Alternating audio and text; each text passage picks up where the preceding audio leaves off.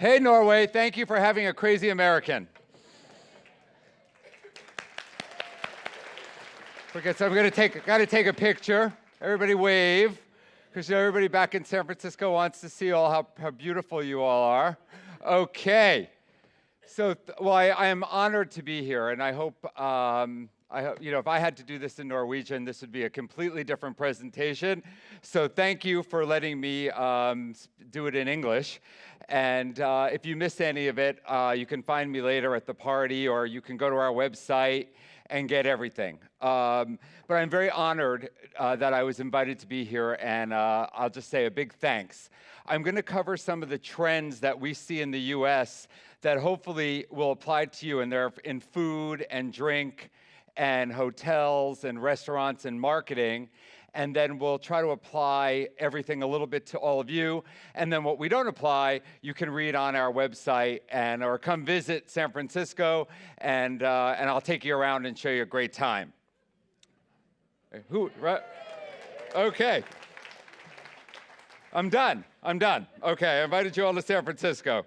Let's get started. So the concept of the trend report this year was do the right thing. And it's really interesting because when I was hearing about the Hub today and about how they are so committed to the community and to saving energy and power and being part of the world that they live in, we found that community awareness and being good neighbors is really important. And not just to do it, but to do it because it's great for marketing as well, through partnerships and different things. So that's where the theme came from. And every year we have a different theme.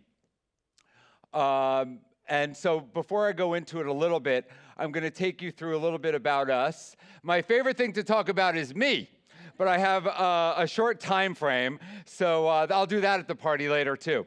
But we are based in San Francisco. I actually am from New York City. And I moved to San Francisco about 15 years ago, and I worked for a hotel company called Kimpton Hotels, which, if you've been in San Francisco, is one of the founders of the boutique hotel concept. So they were the first boutique hotel concept. And I got lucky enough to develop all the hotels and restaurants for Kimpton, 40 of them. And then I decided to leave and do my own thing, which is this company. And we work on hotels, restaurants, PR, marketing, consulting, concept development, and then out of this came our trend report, which we're very excited about. And this year, we were published in the New York Times, we were on CNN, we had a variety of, and that's how Google got me here. So the trend report did a really great job this year.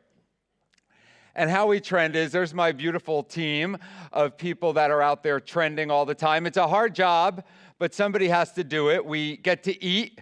We get to sleep in great hotels. I always say in America, we sleep around.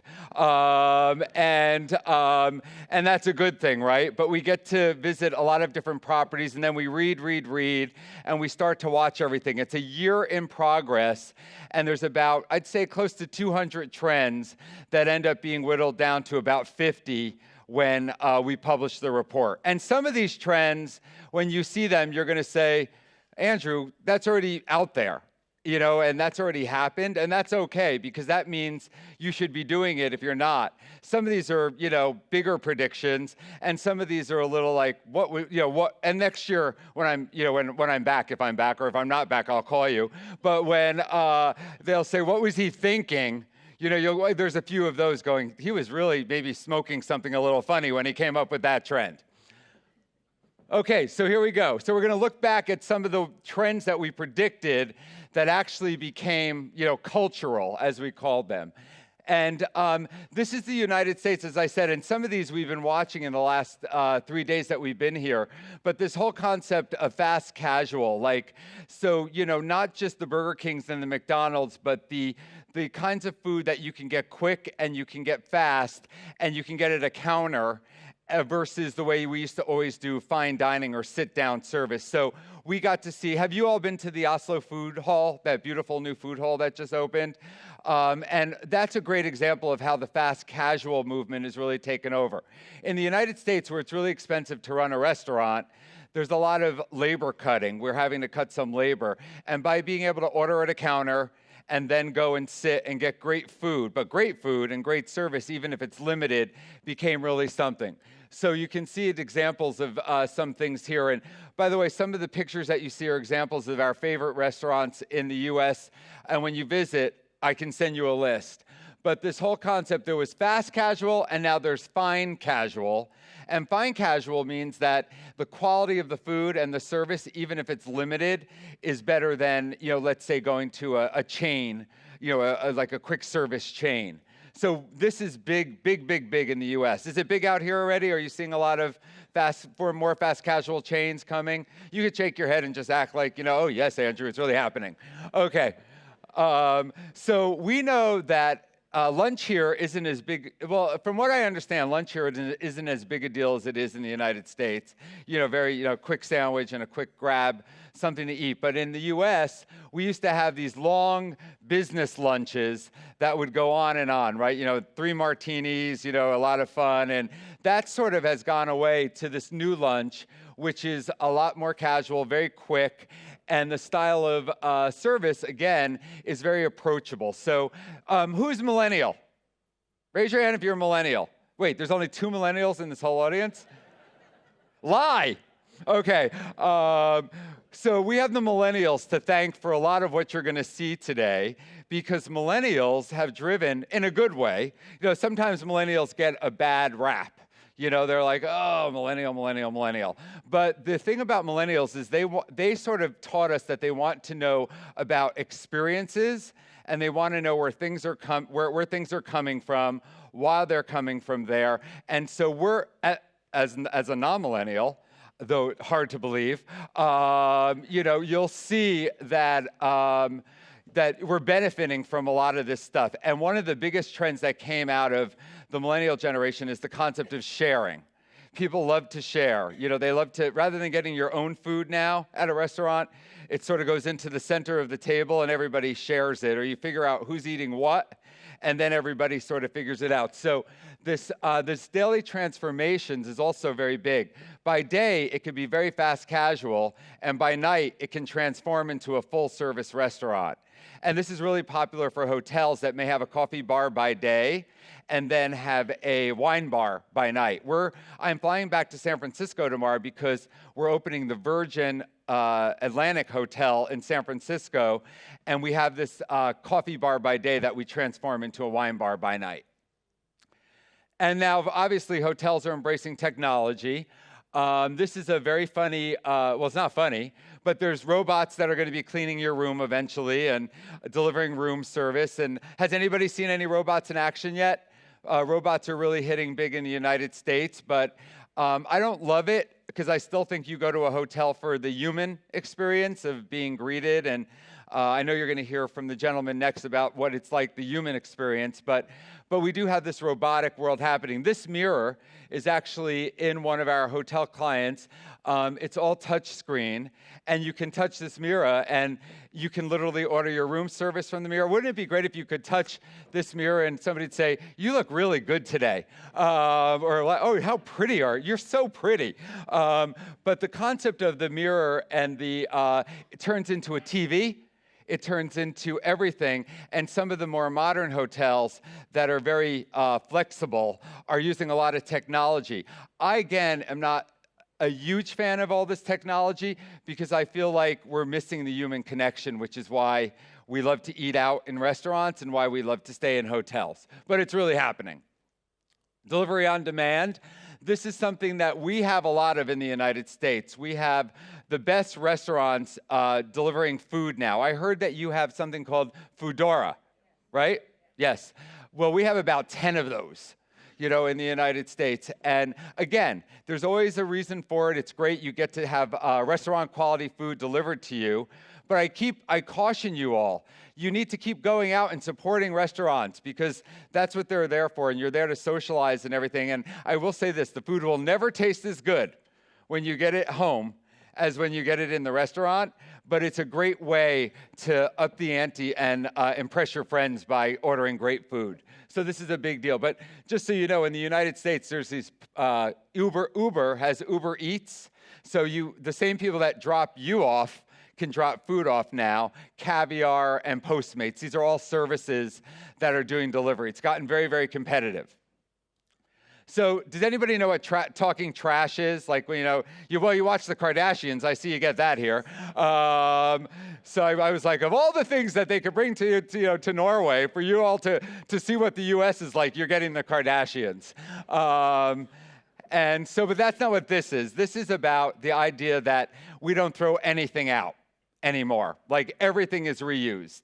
So the stems of vegetables, the slightly bruised fruits, things that might have been normally tossed before, the whole carbon footprint of utilizing everything is really what this is about. So you can see here, there's an ice cream shop that actually does a whole month of flavors based on ingredients that normally would have been thrown in the trash at a certain point.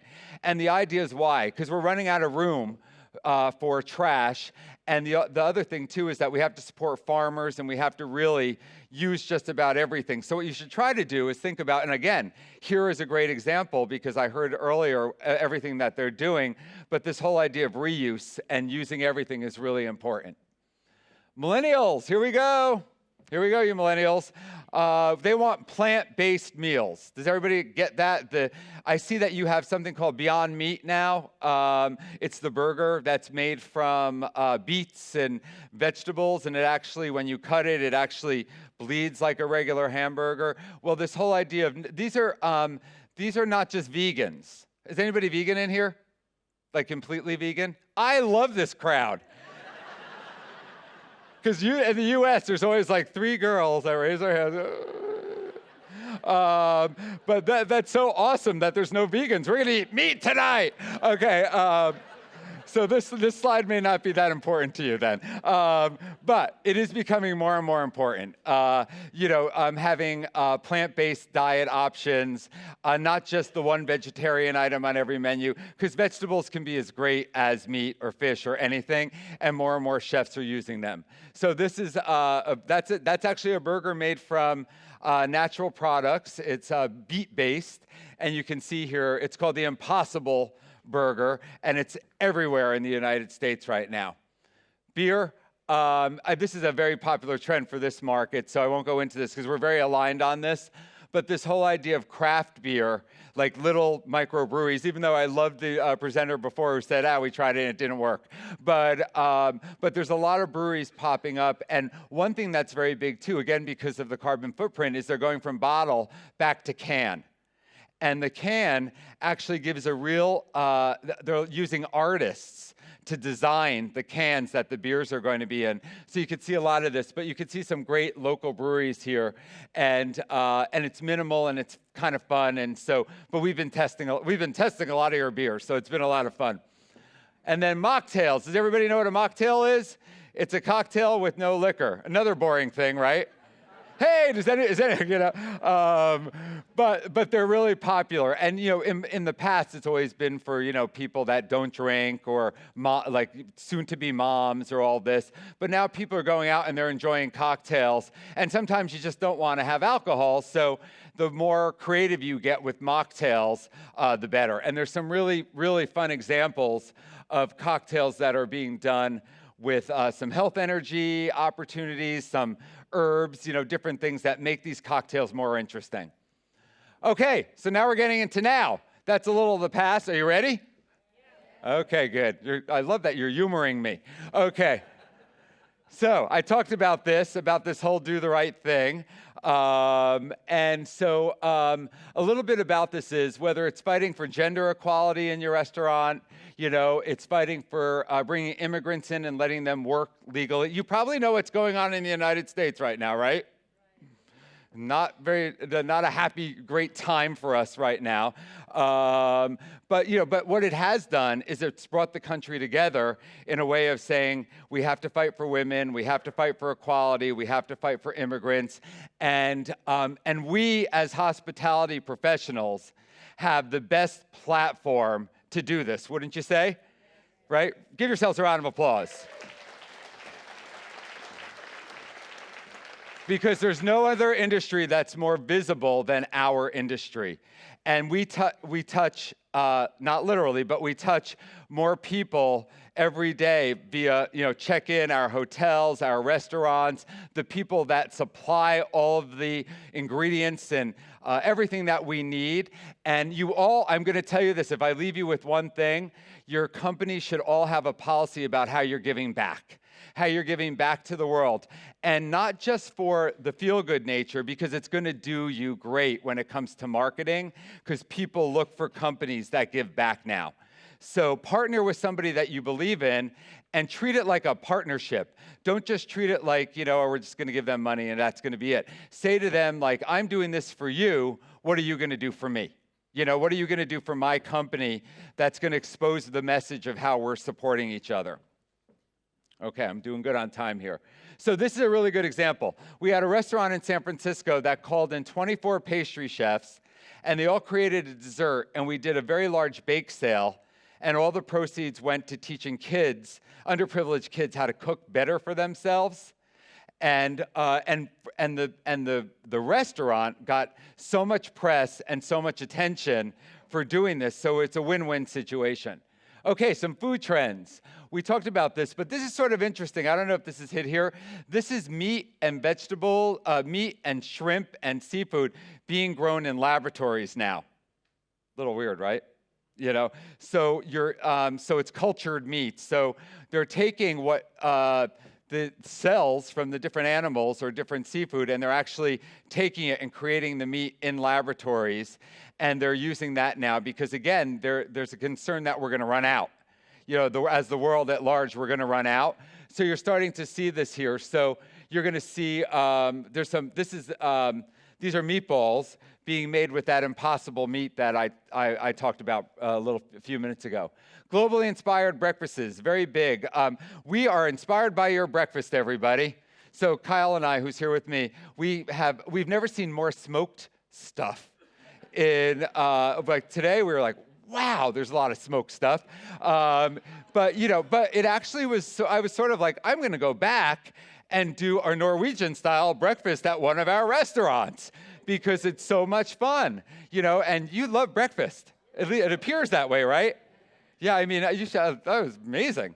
And this breakfast here, check in just to have the breakfast that this hotel has.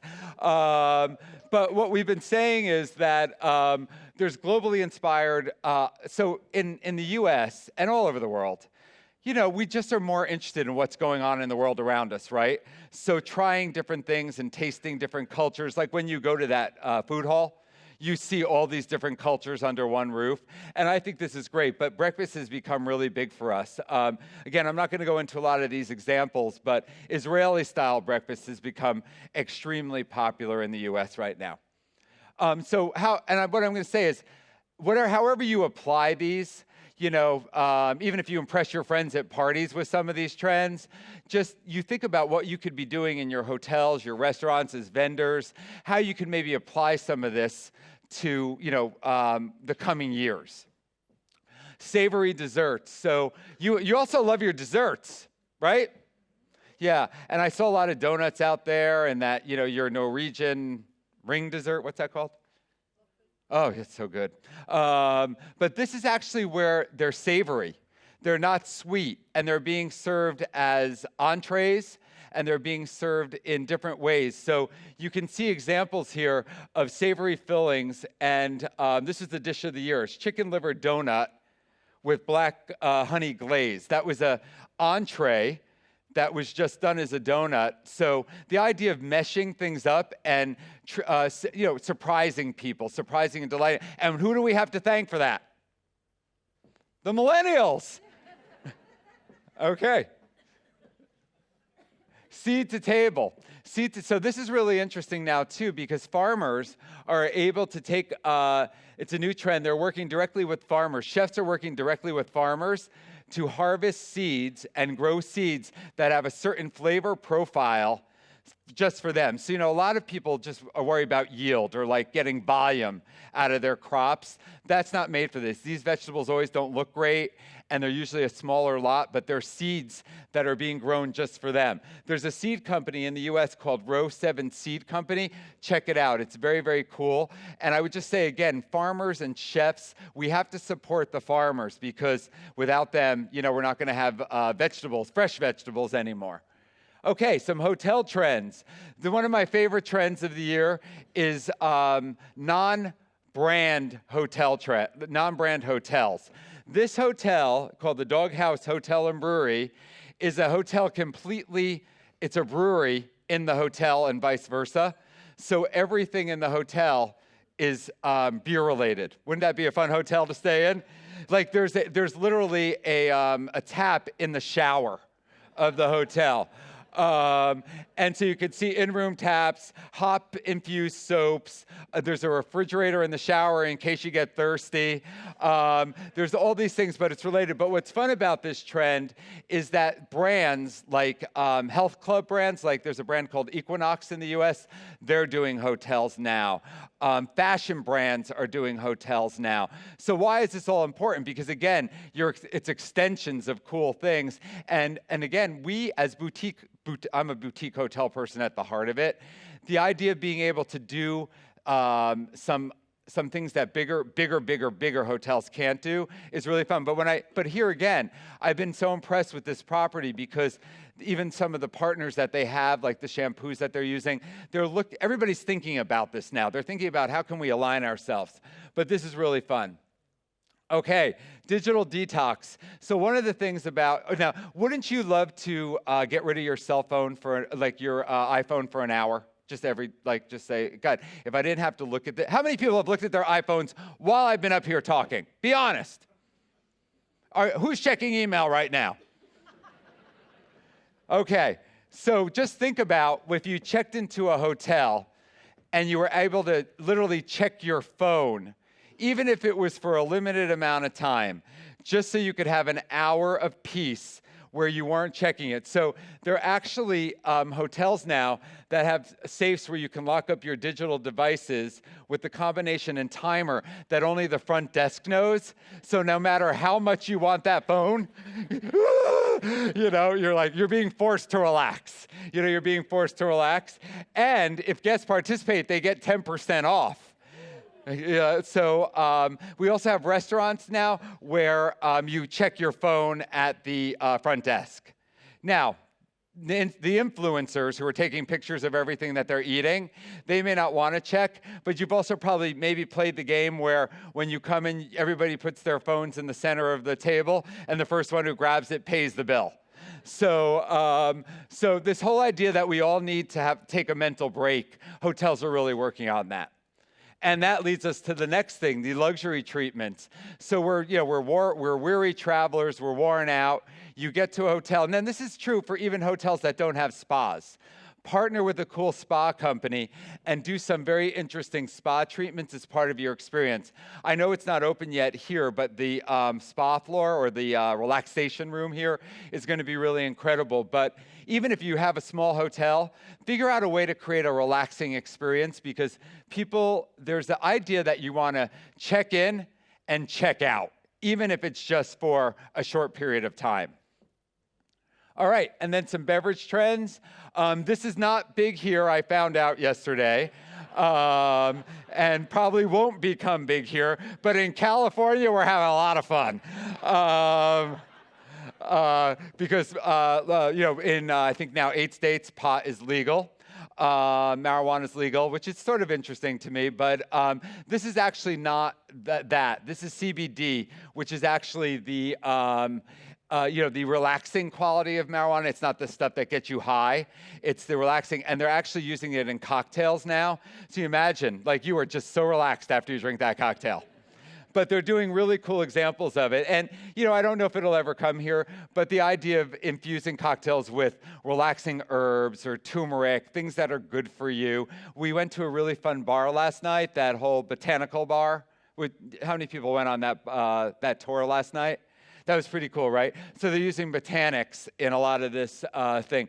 But again, I don't recommend, well, you could try this at home, everybody. Okay. Okay, and then clarified cocktails. This is, again, like the cocktail movement. Well, is the cocktail movement very big in Norway? Like, is everybody drinking craft cocktails and cocktails that are being done by bartenders the bartenders almost as famous as the chefs now in certain markets. So the idea now is that you can clarify beverages so that you get the taste of the beverage. For instance, I just drank a tomato water martini. And it was clear, so it didn't have because they clarified the juice and they put it into the cocktail. So it's very smooth, and you can see great examples here of some fun cocktails. I just want to keep an eye on my clock. Okay, great. And then this is one of my favorite presentations. Surprise, so the term that I like, everybody, is surprise and delight. Surprise, can everybody say surprise and delight, right? So you don't have to really say it. But the idea is that when you have a guest in your restaurant, you have a guest in your hotel, you have a guest that you're selling something to, give them a moment of like, wow, that was something I'm going to remember, like memorable moments. In this particular instance, chefs are having some fun with interesting presentations. So that is actually a cocktail served in a light bulb that you're seeing there on ice. We found a bunch of other really fun presentations that we were looking at, and we're just saying everybody's pushing the envelope a little bit to be really creative and really a little more out there. And then tea is really, really big in the US. Is tea service big here, teas? Okay, well, it's gonna be big here. It's gonna be big in Norway. But teas that are getting infused into cocktails, there's tea shops opening all over the place, just like Espresso House. There'll be like tea shops. And then, teas also have a lot of health benefits. So imagine tea and cocktails and everything. So I would say there's also mushroom teas and cheese teas and all these things. So tea is just at the brink of something that's going to be big. Okay, then some restaurant and business trends. Everybody meet Sally, the salad-making robot. So it doesn't look like a robot because, it doesn't have hands. But this concept of fresh food 24/7 anywhere you want it is what's behind this. And this is a client of ours. We actually named that and did a lot of the branding. But that is a salad-making robot that can be in a hospital, an airport, and it's filled, with fresh ingredients every day, and you can literally make your own salad, and you get the calorie count, you get how heavy you want the dressing, you get everything right in that salad. So this whole idea of robotic restaurants is becoming very popular. We have a burger a restaurant in San Francisco that is a burger robot restaurant. The burgers are made with robots, and everything is coming. So I think you probably know that robotics is sort of on the rise. Playing with your food. Who likes to play with their food? I like that gentleman. He raised his hand. He was like, I love to play with my food. That's not exactly what this is. This, again, I'm going to bring this back to the millennials because sometimes eating just isn't enough. They want to have fun, right? They want to have an experience. So they want to play games or they want to know something. So this whole concept of, again, surprise and delight. If you're sitting in a restaurant and there's a musician that comes by, or you have music, or there's games to be played, or there's different things that you can do to entertain your guests while you're playing, that's what this is all about. And this is this is actually one of our clients. They have a magician that shows up at your table and just has some fun with you while you're eating. And some people are a little freaked out about it, or it's like, what's he doing here? Or I hate magic, but a lot of people have a good time. And then eating and shopping, number one trend. So what's the most expensive thing in a restaurant? An empty chair. What's the most expensive thing in a hotel? An empty bed, right? So if you can do other things with your space when you have downtime, like having product lines and selling things. This is a restaurant I believe it's in Washington, D.C. That is literally how the restaurant is designed. So when you're sitting eating, you can shop just for everything that are on the shelves. So you think about how cool that is, right? Vendors, think about how cool this is to see how you could tie in the shopping experience with the dining experience. You can add it right to your bill. So you're that, and then at the way out, you get a little bag and off you go with whatever you purchased. I happen to love this trend because I just think it's a great way to make money. Okay, and then some events and catering trends. So is Instagram big here? Are influencers becoming the rage? Yes? So for restaurants and hotels, especially for hotel restaurants, we always say your phone now eats first, even before you do. There's an annoying sense, I say annoying, because I'm older, but there's an annoying sense of taking pictures. But I have learned that if you know people are going to be taking pictures of everything that they take pictures of now, and they post, then you better have great lighting, and you better have interesting presentations, because the last thing you want them to be doing is posting, bad, crappy images of your food. So we've found some clients that have actually, that's how they present their pizza station at their banquet, right? And all these interesting presentations get Instagrammed, and then you're getting all the eyes on everything that you're doing. So I challenge you to elaborate and go away from the simple, old-fashioned chafing dishes and things like that, and just be as creative as possible. Now, this is really interesting. This doesn't apply to this room, but so it doesn't matter. But a lot of times, you know how when you do have that one or two vegetarians, and there's what are we going to give them at the party because, everybody else is getting chicken or whatever. Well, so now a lot of parties are going to family-style service where vegetarian is just part of it, or they're doing vegetarian as an option. And I just, again, very big in the US, but I highly encourage you, if you're not thinking about vegetables, think about them more.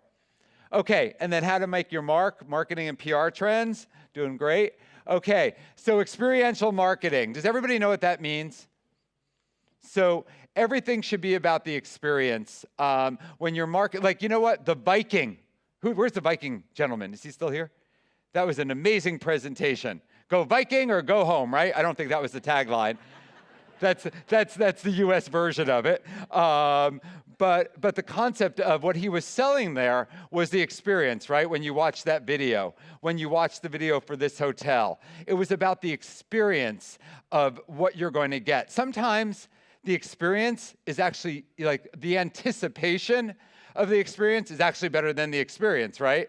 You've been looking forward to that for so long because you've been reading about it. So when you're doing experience marketing, this is so cool. So do you have Chobani here? Chobani yogurt? Is that no? Okay. This is a yogurt company. So in the middle of Grand Central Station, they did a giving tree for Christmas, and anybody who donated, for the set amount of time, left with a case of their yogurt. So the concept of partnering with people is key. So I would just say, whoops, does that mean time's up? Okay. Okay, and then music is very important. Raise your hand if music's important to you. Okay, raise your hand if music's not important to you. Oh, I see you back there. I'll talk to you later.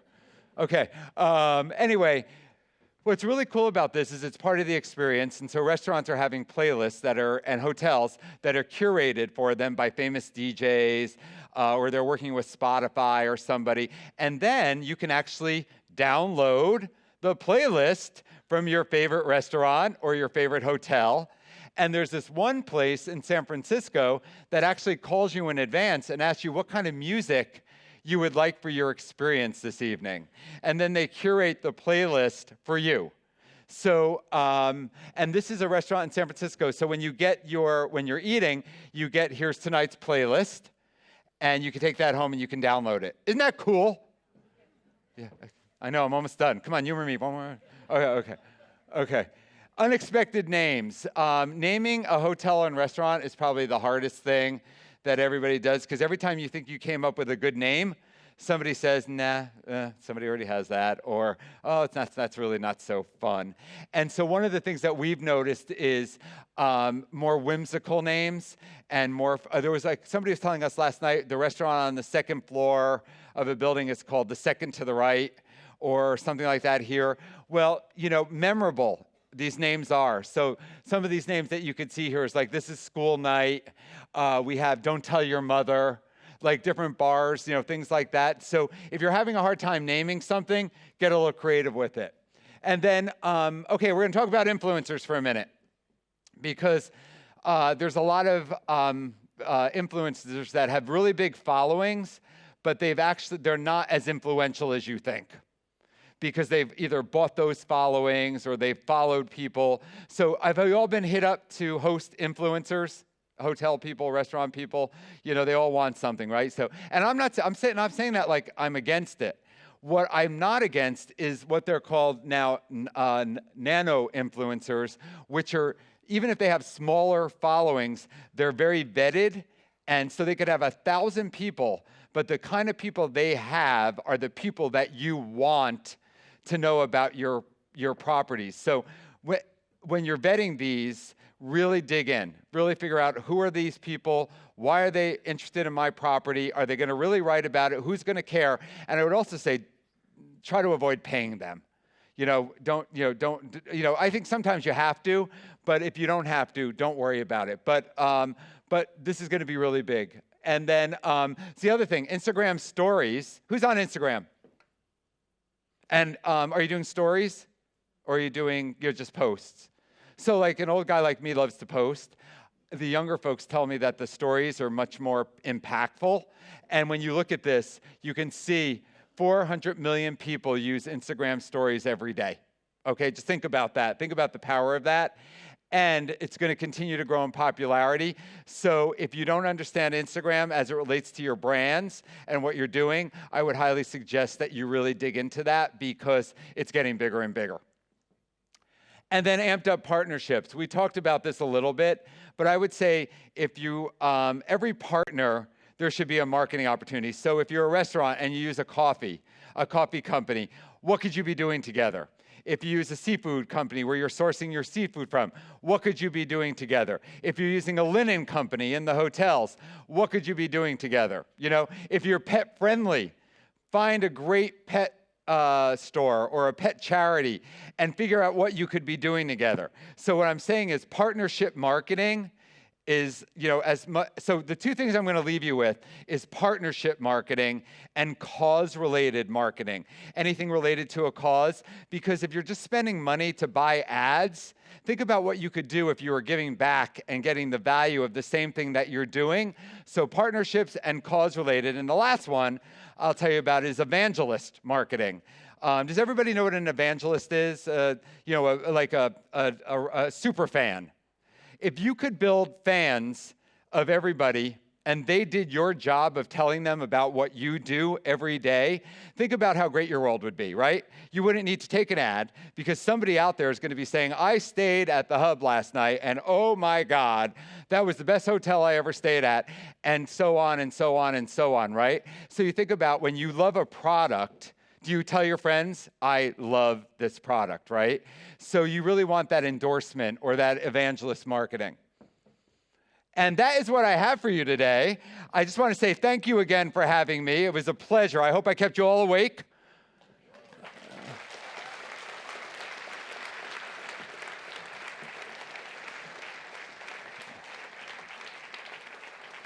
I am going to find the people that were emailing during my presentation.